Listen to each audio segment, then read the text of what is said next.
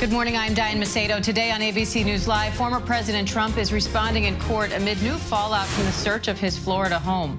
The government reportedly retrieved more than 300 classified documents, including from the CIA, NSA, and FBI. Hear what Trump is saying now.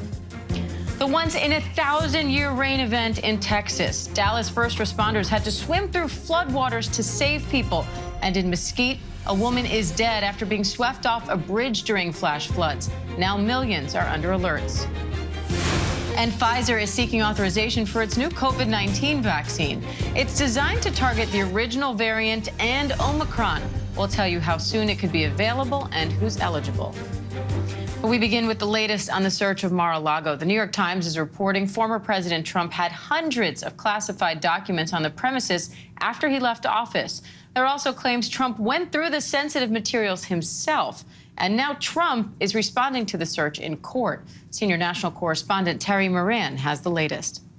The New York Times is reporting that more than 300 classified documents have been retrieved from Donald Trump's Mar-a-Lago residence, including documents from the CIA, National Security Agency, and FBI on a variety of topics of national security interests. Concern over those 300 documents triggered the criminal investigation, still in its early stages, probing whether Trump and his aides may have mishandled material, refused to turn it over, or even lied about it. Since last year, the National Archives has been seeking documents Trump took when he departed the White House. Under U.S. law, they remain government property. The Times is reporting that Trump himself went through those boxes in late 2021 and resisted calls to turn over what was at Mar-a-Lago, telling advisors they're mine, but they're not his. In federal court on Monday, Trump filed to halt the Justice Department's review of the material seized in the search, requesting a special master. That's an outside individual appointed by the court to do so instead. Trump also demanded that the documents be returned, claiming executive privilege. But as a former president, Trump's claim of privilege is thin. The documents belong to the National Archives. So previous presidents have also taken home material that subsequently had to be returned to the government after negotiations ensued. In this case, those negotiations had been going on for months, and the FBI was so concerned about the classified material that Trump has that they decided they had to move. Diane? All right, Terry Moran, thanks for that. Let's bring in ABC News investigative reporter Catherine Falders for more on this. Catherine, this filing is asking the court to stop the DOJ's search of the materials seized from Trump's home and instead have a third party review those documents. What's the argument there, and how likely is the judge to comply with that? Well, look, typically this argument for a third party comes pretty soon after something like this would have happened. In this case, the Trump legal team waited 2 weeks here. So in terms of what comes next, the claims that they're making, saying this warrant was overly broad, that they took materials that belonged to former President Trump, DOJ has said in a statement last night that, of course, this was a court-authorized search and that they will be responding in court. Now, this is interesting because the reality is that the Department of Justice doesn't talk about investigations publicly. Of course, that exception was when AG Merrick Garland came out and announced the warrant and said they would be unsealing it. But in this case, it gives DOJ a chance to respond. They've said that they will only speak through court filings, so we could learn more potentially about the investigation, what led up to it, and the potential next steps that DOJ plans to take here. Now, you said it yourself, the DOJ is usually very silent around everything, let alone active investigations. So what does it tell you that they did issue a statement overnight, even just to say we had probable cause for this search, the authority to do it, and we'll be filing a response in court? Well, it's rare, right? And it's interesting that they wanted to come out and say this pretty soon after Trump's team filed their motion. And I think that's because the basis of the Trump team's motion was that this was against his constitutional rights, that this was overly broad, that some of these documents he claims could have been protected by privilege. So it says that DOJ thinks it's important to acknowledge quickly that this was a court-authorized search. And the judge, I will say, in the other case that we've been talking about, too, in that case to unseal the affidavit, he said that he reviewed all of this material before signing off on the warrant, and he found all of this to be credible. So I think the Department of Justice wants to make that very clear, that this wasn't just FBI agents breaking in to Trump's home, as he claims. Now, I also want to talk about the affidavit behind the Mar-a-Lago search, because the judge is now saying that the partial redactions could be so extensive that the document ends up being meaningless, and so that he could actually end up keeping the whole thing sealed. Now, that was an argument made by the DOJ in court, and the DOJ has, of course, wanted the end goal for them is to keep the whole thing sealed. So what's to stop them from redacting everything? And that's the point that they were making, that DOJ said that this document would essentially be meaningless, indicating that perhaps the whole thing would be blacked out, and the portions that wouldn't be blacked out would make no sense in the context of the document. Now, what the judge was saying was that he could ultimately come to that conclusion himself. But the judge in that case was leaving the door open to a variety of things. He said DOJ has met the burden of proof as it relates to keeping the whole thing sealed. However, he could see a circumstance where partial redactions could be released in part of the media's argument. So leaving the door open on all of these fronts, the judge even in court said that there could be a possibility where he himself, the judge, looks at what DOJ submits, and then he could submit his own redactions. And then they could talk behind closed doors. The reality is, while he could ultimately side with DOJ, this will be a long process, Diane. All right, we will keep watching it, Catherine. We appreciate you keeping an eye on it for us, as always.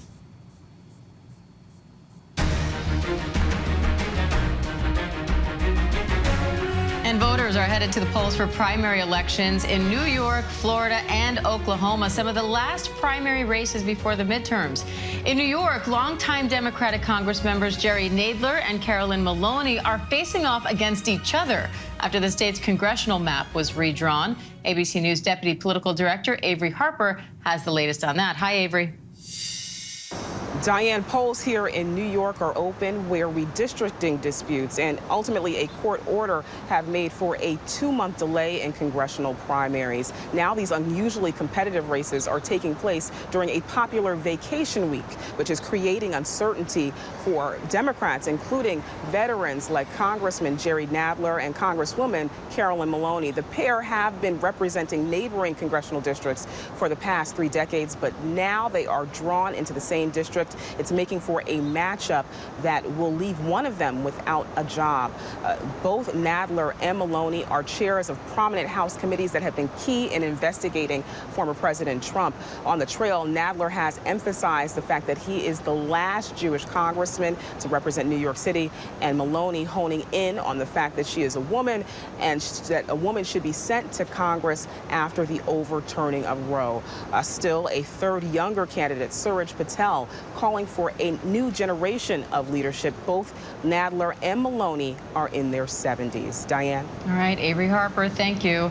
And meanwhile, in Florida, Democratic candidates are vying to take on Governor Ron DeSantis, and the state Senate race is also shaping up. ABC's Victor Oquendo has the latest from Miami. Hi, Victor.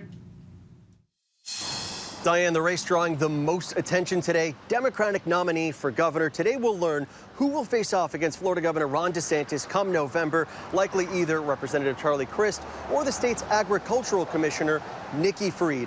Crist is the favorite, a household name here in the Sunshine State. Once the Republican governor, he has since switched parties, and Crist believes that he can carry Democratic votes, sway independents, and turn moderate Republicans. Fried, meanwhile, Florida's only statewide elected Democrat, making the case for progressive new leadership, vowing to fight on a number of issues, especially access to abortions. She would be the first woman elected governor in Florida. But with Ron DeSantis' firm grip on the state, he's been spending time stumping for other candidates nationwide and is rumored to be eyeing the White House. He is not even on the ballot today. Diane, he is running unopposed. Victor Oquendo, thanks for that. And 538's Galen Druk joins me now for more on all of this. Galen, how have issues like abortion rights and inflation, how do they seem to be shaping these primary elections, and what can you see coming for the midterms there? Yeah, absolutely. So most of today's elections are primaries, which means Democrats running against Democrats and Republicans running against Republicans. And unsurprisingly, those partisans generally agree with each other on those issues. But one of the races we'll see tonight where Republicans and Democrats are going to face off is in New York's 19th congressional district. There's a special election there because the former representative, Antonio Delgado, is now the lieutenant governor of New York.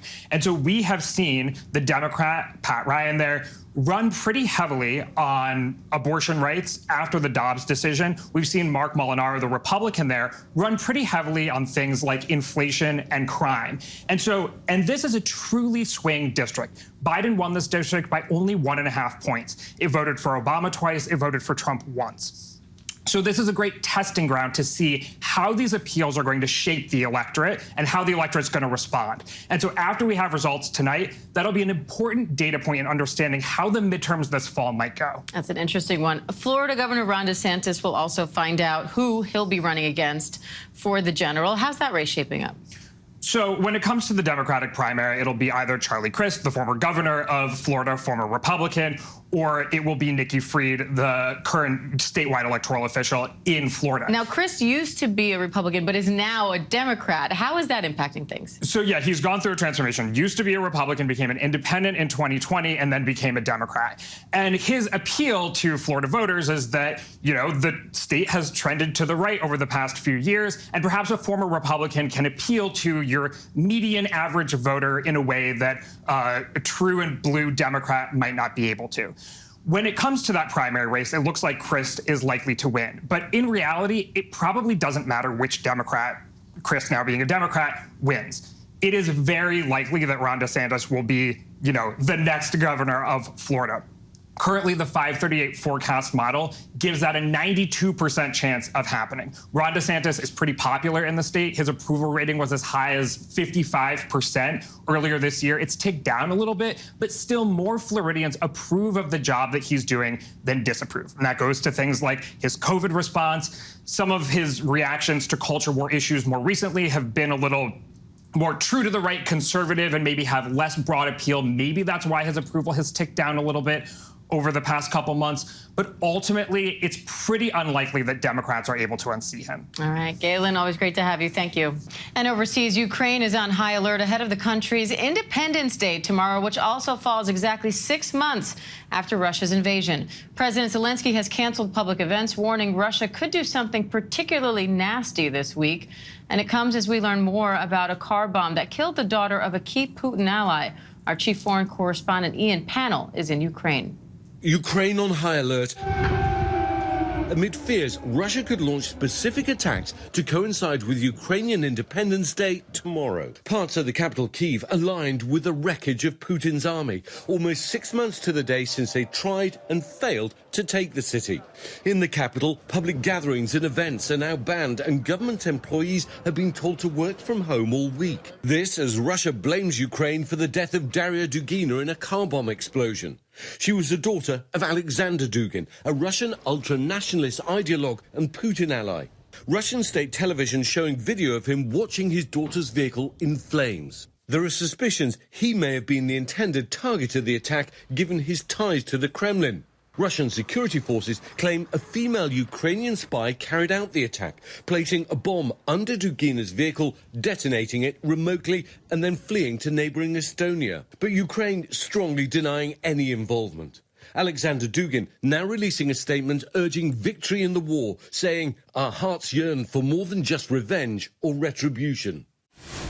Well, Diane, this is what's become of the heart of the capital, Kyiv. This is one of the main thoroughfares. Normally, it would be absolutely jammed with cars, with trucks, with traffic. But today, the streets are occupied by what remains of Putin's army. Remember, at the start of the war 6 months ago, we were in the capital, Kyiv, when Russia tried to take the capital. This was a clear objective of the Kremlin, and it clearly failed. There is some irony that in actual fact, no Russian tanks ever entered the city, apart from these, the ones that the Ukrainians destroyed. We're now hearing those increased warnings ahead of Independence Day for the Ukrainians, ahead of the 6-month anniversary of the start of Putin's war. But of course, for most of the country, the bombing has never stopped, and the threats are existent every single day. Diane? Ian Pannell, thanks for that. And more than 9 million people in the South are under flood alerts today after deadly flash flooding in Texas. The city of Dallas saw a 1-in-1,000-year rain event. Our Will Carr is there with the latest. Dangerous flood conditions gripping parts of the Southwest and Texas. After record-setting rainfall struck one woman in Mesquite, authorities say she lost her life after being swept off a bridge during flash floods. The Dallas area getting 3 months of rainfall in just one night. Firefighters responding to nearly 200 vehicle rescues in just 24 hours. Drivers pulled to safety after they were caught off guard. Roads resembling rivers. First responders swimming on Interstate 30 to rescue stranded motorists. In Balch Springs, floodwaters swamping homes. The damage widespread, cars crashing down embankments. This parking garage is inundated. It got so much rain so quickly. You can see the bottom level, including those cars in the distance, are all underwater. East Dallas getting more than 15 inches of rain. This woman taking to Instagram to show her car submerged outside her apartment as water was creeping in. It's really bad. It's really bad. Like it's coming. It's past my balcony. And in Utah, authorities still looking for Jital Agnihotri, the hiker who's been missing since Friday after floodwaters swept her off her feet. Back here in Dallas County, check out what the Trinity River looked like just 2 days ago. We couldn't even see the water compared to the river behind me right now, which is swollen, as authorities here have declared a state of disaster. Diane. All right, Will Carr, thanks for that. And COVID booster shots that target the Omicron variant could be on the way as early as next month. Pfizer has officially asked the FDA to authorize its new bivalent booster, and Moderna is also expected to ask for FDA authorization soon. Eva Pilgrim has the latest. Hi, Eva.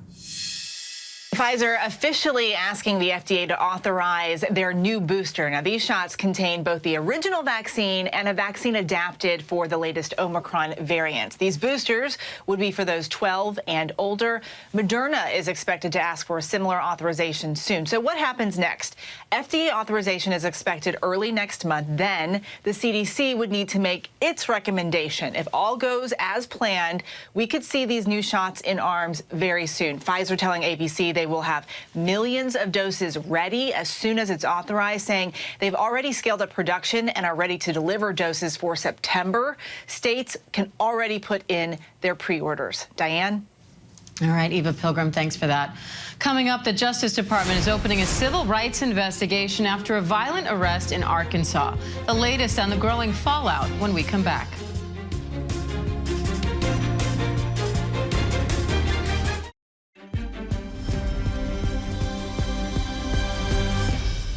Welcome back. 3 officers have now been suspended and a civil rights investigation is underway after a violent arrest in Arkansas. A video posted to social media shows a person being held on the ground and beaten by the officers. Marcus Moore has the story, and we should warn you, this video is difficult to watch.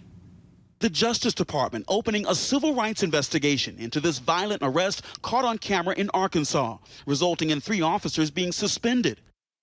The officers can be seen repeatedly hitting, punching, kneeing, and kicking suspect Randall Worcester. And when a bystander asks for them to stop, they lash out at her. That is reprehensible conduct in which a suspect is beat in that fashion. Officials say the incident started Sunday morning at a gas station where 27-year-old Worcester allegedly threatened the store clerk and then spit on her. The clerk called police, who found and arrested Worcester outside a convenience store in Mulberry. The officer asked him if he had any weapons on him, and he said he did, and I believe he at one point handed it over to the officer. Authorities first claimed the suspect grew violent, prompting their vicious takedown. But eyewitness accounts telling a different story. The woman who recorded this video writing in a text message to ABC News that, quote, he was sitting down talking to the cops. It looked fine at first, and then he got up to try and run, and they tackled him to the ground and started hitting him. They will be punished for what they did if they are found to be in violation of any rights, laws. Diane, that very graphic video that we just watched, undoubtedly a key piece in understanding what happened during this violent arrest. Now, the lawyers for the officers who you saw in the video say that there's additional body cam footage that captures the entire incident, including the suspect allegedly slamming a police officer to the ground. And ABC News has also learned that Worcester has a long criminal record prior to this arrest, and right now he's facing 8 charges, including second-degree assault. The officers who you saw in the video are on paid administrative leave. as this investigation continues. Diane? Marcus Moore, thanks for that. And I want to bring in ABC News contributor and host at the Law and Crime Network, Brian Buckmeyer, and ABC News contributor, former FBI agent Brad Garrett. Brian, the attorney representing Officer King and Officer White here has requested the dash cam video. And the attorney also says Worcester attacked one of the deputies, giving him a concussion. How strong of a legal defense is that, and will they have to prove it? Well, first of all, thank you for having me. It's not going to really go to the defense. And the reason why I say that, it's a bit of a red herring. When we're talking about the use of force, we are supposed to look at the time in which that force is used. Now, will what happened beforehand through the dash cam video give us some context? Yes, but even if Worcester attacked them, assaulted them, punched them, whatever the allegations are, at the time in which he's on the ground with 3 officers on top of him, that doesn't make for a very strong argument that what he did before warrants the assault that we saw in the video.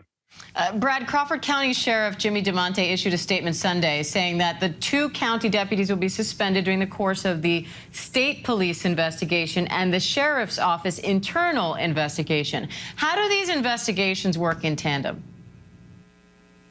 Well, they're supposed, in theory, to work together. They may be going different directions as far as the sheriff and his people will look at, you know, is this a fireable offense, even if the people aren't prosecuted, the officers aren't prosecuted? So obviously the same people need to be interviewed, and so goes the FBI if in fact they launch this civil rights investigation. So, you know, the key is it's very difficult to keep witnesses on the same page as multiple people interview them. That's why it's key that you coordinate how you do this investigation to a certain extent. All right, Brian, Brad, thank you both. My pleasure. Coming up, a new survey finds about $21 billion in unused gift cards in the U.S. Why you shouldn't wait to cash those in when we come back.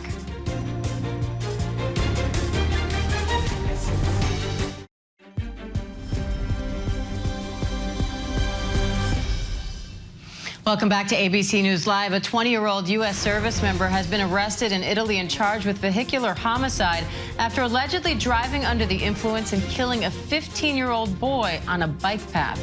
The woman was reported to be 4 times over the legal limit when she lost control of her car. An Air Force spokesperson tells ABC News they're cooperating with local authorities. And it might be time to check the sofa cushions. A new survey found 47% of adults have at least one unused gift card, voucher, or store credit, and the average value of those unused cards is $175 per person.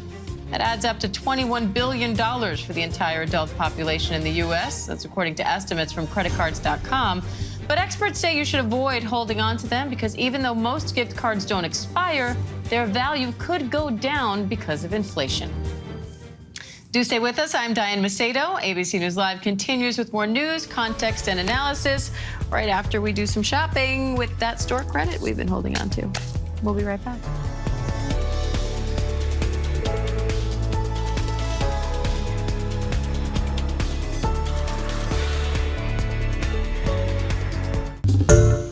Hi everyone, George Stephanopoulos here. Thanks for checking out the ABC News YouTube channel. If you'd like to get more videos, show highlights, and watch live event coverage, click on the right over here to subscribe to our channel, and don't forget to download the ABC News app for breaking news alerts. Thanks for watching.